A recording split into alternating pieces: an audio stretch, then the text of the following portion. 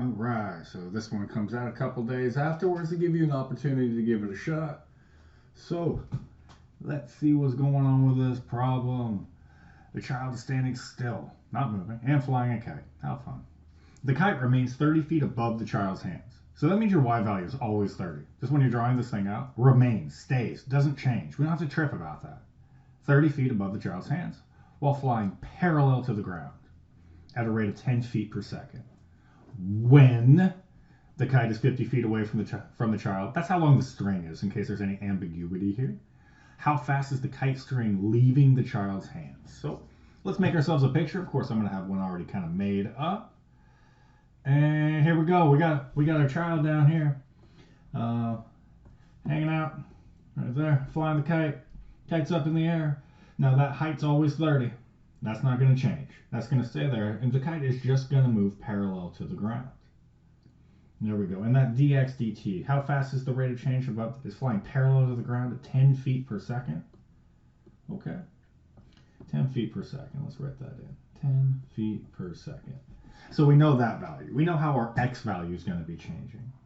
And it looks like we're going to want to know when the kite string is 50 feet. So I'm going to write it in red. So I think now the training wheels can come off. I can write it on here. 50. When that's 50. When. We're going to wait on it, though. We can't do anything until we take a derivative and we figure out what the heck is our formula. But come on. You got to see it. You got to see it. Let's just drop something down. Oh, gosh, dang it. Come on. Come on. Don't do that. Just drop something down. And it appears that we have some sort of right triangle. There we are. So it's like we have x squared plus 30 squared. Oh, no, I'm taking that 50 out just in case you think that's okay. Heck no, we better call that something else. I'm going to call it z. So we have our rates. So we want to know, what do we want to know? Oh, we want to know what the change in z is. We want to know what that change in z is with respect to time. We want to know what's dz dt. We already know dx dt. That's given to us as 10 feet per second. All right, well, let's go get it. We've set up our formula, I think. Can you see the formula? What do we got? X squared plus 30 squared is going to be equal to our z squared. Well, let's solve. We want to go get that x.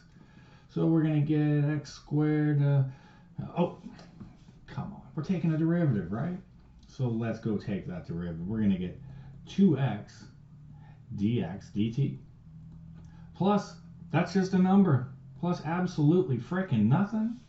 And now we have our derivative on z squared, and that's going to become 2z times dz dt. Okay, that's what we're looking for right there, that dz dt. So we just need to plug in our x. We just got to plug in our x, right?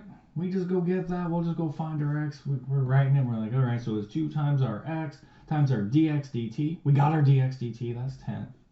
And we say this is equal to 2 times our z and our... Oh, that's the when. When the kite is 50 feet from the...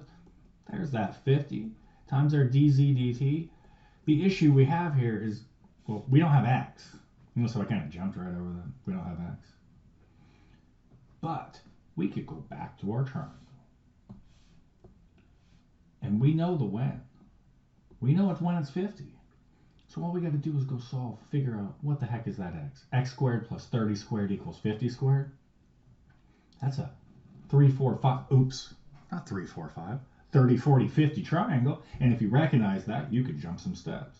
But let's go, it's x squared plus 30 squared is equal to 50 squared. So x squared plus 900 is equal to 2500. Subtract that over, you get x squared is equal to 1600, and then x is equal to the square root of 1600, which is going to be equal, that should be a plus or a minus, but aren't we dealing with distances here?